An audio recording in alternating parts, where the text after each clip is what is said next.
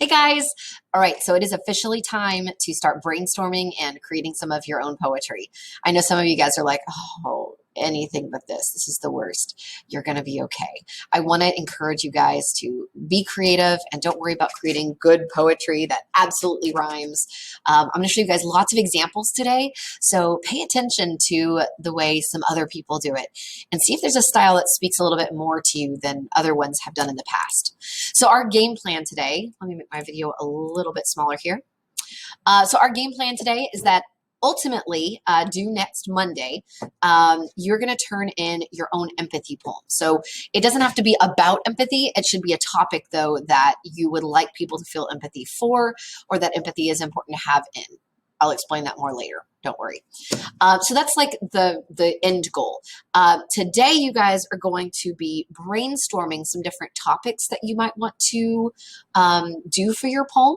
You are also going to get to look at different examples from other people, as well as different styles. Because remember, there's different styles of poetry. It might rhyme. It might be song lyrics with like a chorus. It could be free verse where it doesn't rhyme at all. So I'm going to show you guys lots of different examples to help give you guys some ideas and some good like mentor texts, like good guiding lights as you guys are starting to write your own poems. So check out these next few slides for reminders, ideas, and examples. Really quick, a few reminders. So the first reminder is remember what empathy is, that it's the idea that you are putting yourself into somebody else's shoes.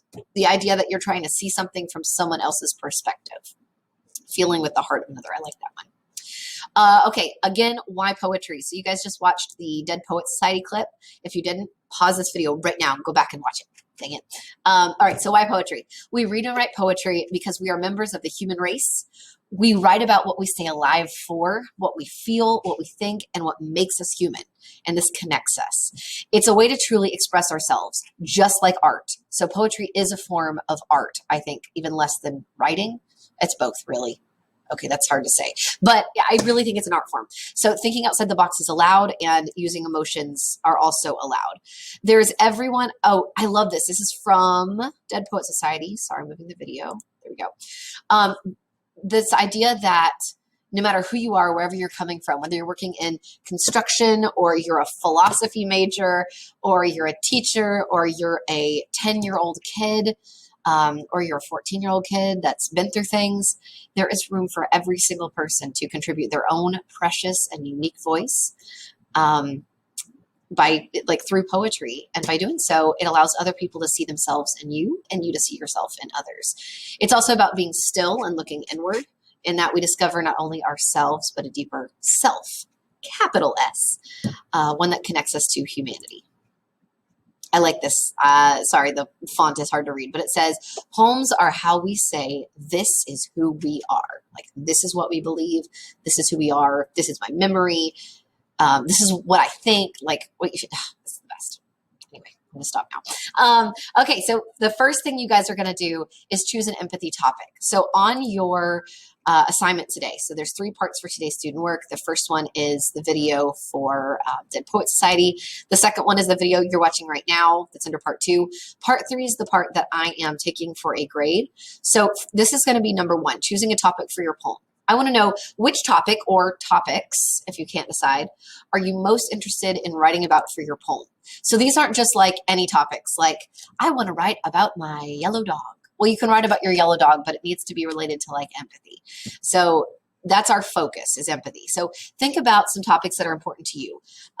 Use today's quiz to answer those questions. Instead of me just leaving you guys high and dry, here's a bunch of examples that you guys, WMS students, said were important when it came to empathy. If you guys remember doing like that, the word puzzle thing, or it displayed all of those topics you were interested in. So these are all poems that you guys could technically write. You could, so for friendship, for example, like this is like where the sky is the limit.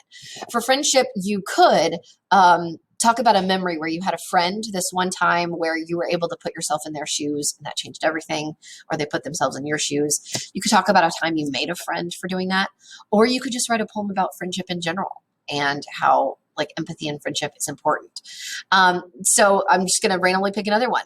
If you guys decided to do LGBTQ+, you could write a poem that includes like a true story from your own life. It could include a hypothetical story that you're writing about a situation that could happen, or it could just be your opinion about LGBTQ and why it's important to have empathy for that community. So any of these, there's so much different room for what you guys can write.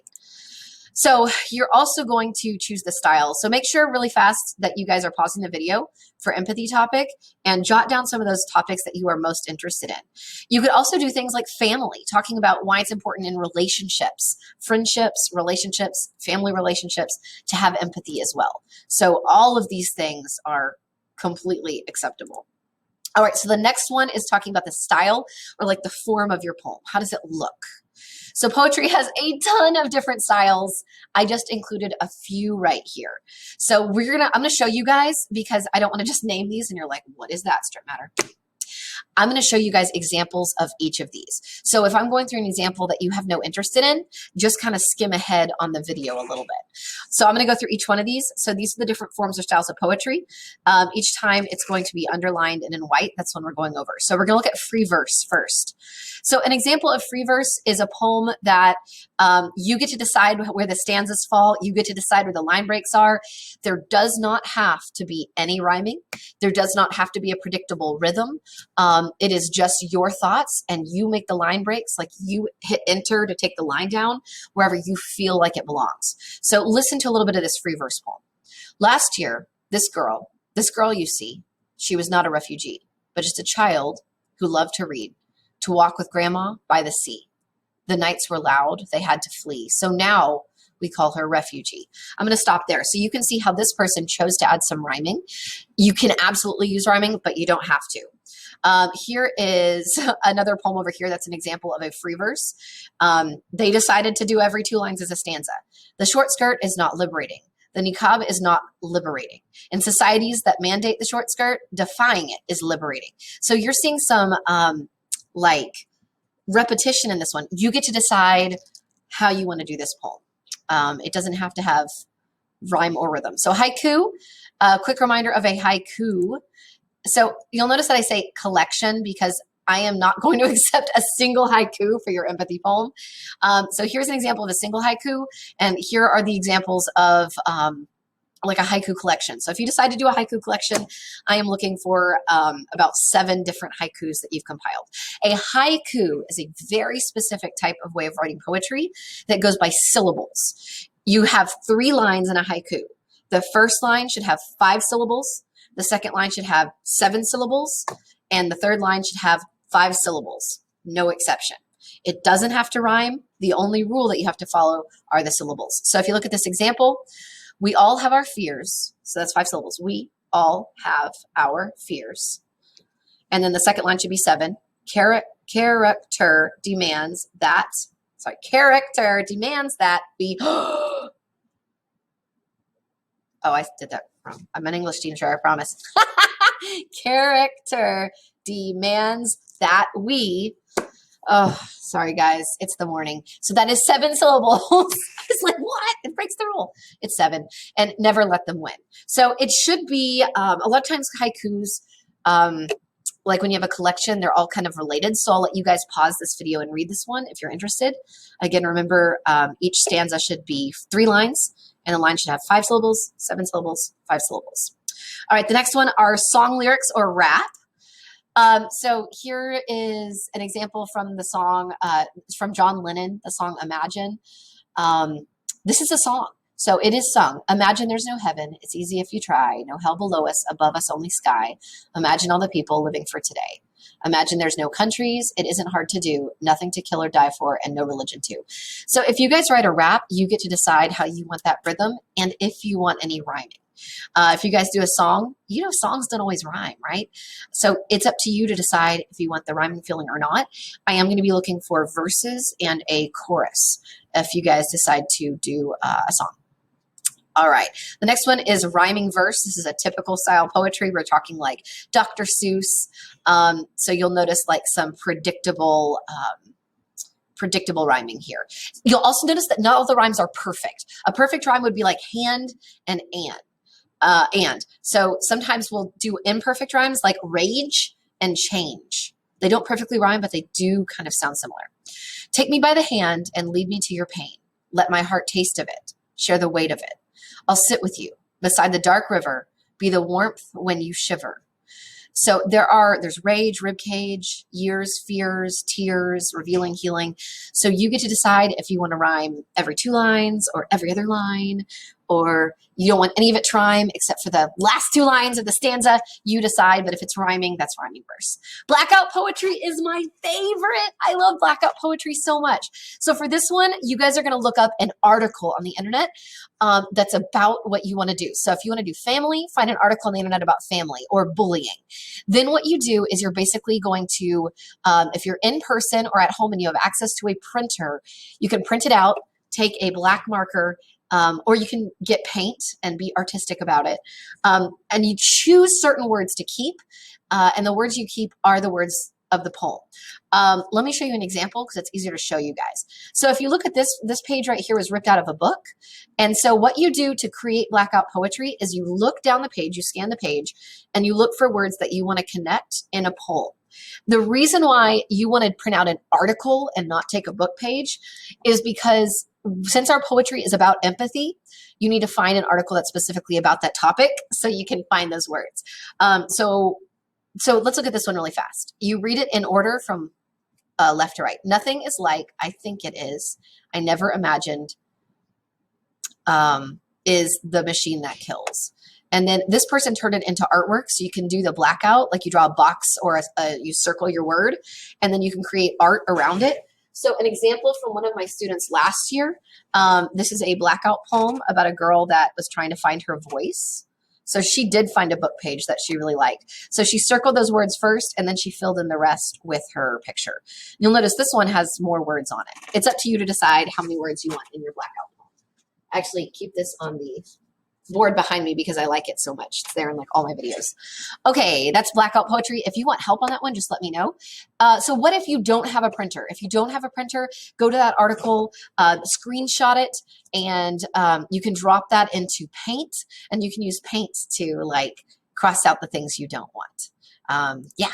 Okay, so let's look at visual poetry. Visual poetry has to do with the way you actually shape the words. So this poem is about a house. They decided to shape it like a house. This poem is also visual, even though it's not shaped. You'll notice that part of the poem itself is the art, the way it looks. Here's one about empathy, about us all being humans. So they did the sketch of the person first, and they put the words inside of that drawing. So that's visual poetry. I did a visual poem that I'll talk to you guys about tomorrow. That is about feminism. So I called it Our Place, and you'll notice that the symbol is the symbol for like females. It's the feminism symbol. I also tried to make it look a little bit like a girl, but that failed. So it's like this is a visual poem because it looks like what it's about. If that makes sense. So if it's got artwork to it as well, that's visual poetry. The next one is spoken poetry. So for spoken poetry, I highly recommend looking up an artist called Prince Ea. Look up the word Prince and then type in the letters E-A. I've also heard people call him Prince E. I don't agree with everything that he says in some of his poetry, but he does a beautiful job of using words. So this is poetry that is made to be spoken aloud.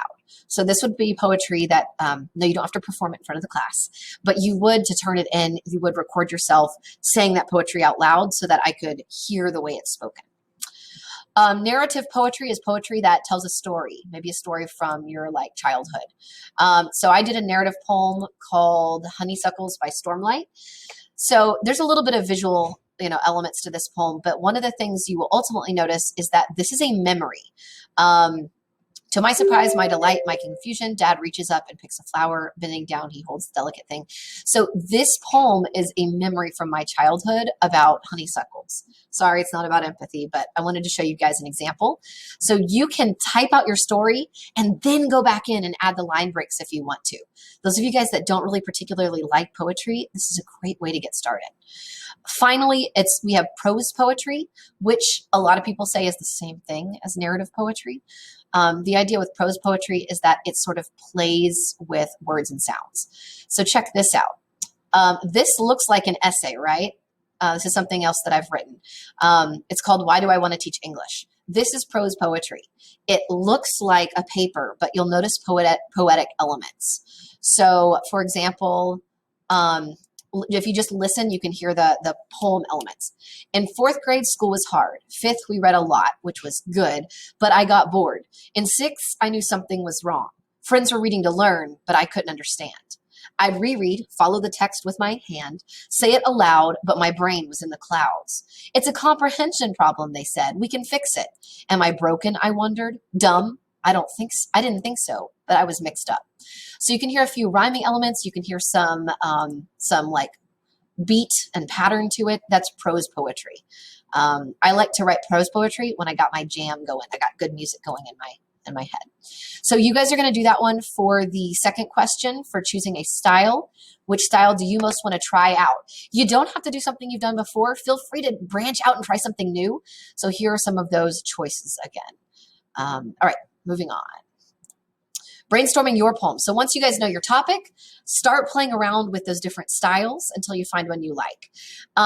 Your third question is asking you, like, what do you actually want to include in your poem? Do you want your poem to be a memory? If it's about family or about playing on the football team and empathy there, do you want it to be just a general, like, what you feel about this? If it's blackout poetry, just say blackout poetry because it's going to take on a life of its own. Do you want it to be a call to action? Do you want to get people's attention and ask them to do something, like in Drumbeat for Change, the video that we watched? So what do you really want out of your poem? Do you want a call to action? Do you want to write about an injustice? Do you want to just lay all of your thoughts and emotions out, like uninhibited? Do you want to tell a story or tell about your own experience, or something else? So use this video and the slides to answer the questions in the quiz below that we were looking at. You guys are going to start writing this poem tomorrow. So for each of these bullet points, those go with each of these questions. The fourth and final question, I'm asking you guys to please jump on the Google, go to the Google, and find one article that is related to your topic, because you guys can use this for inspiration or even for your blackout poetry if you decide to do that. Please find an article to look up some vocabulary you might want to use. Hey, if you're just doing a memory, like your own memory, just write in this box that you're doing a memory instead. If you find the article, please paste the link right there. And friends, that is a wrap. So happy poetry brainstorming. Have fun, enjoy yourself, and send me a message if you need any help. Bye for now.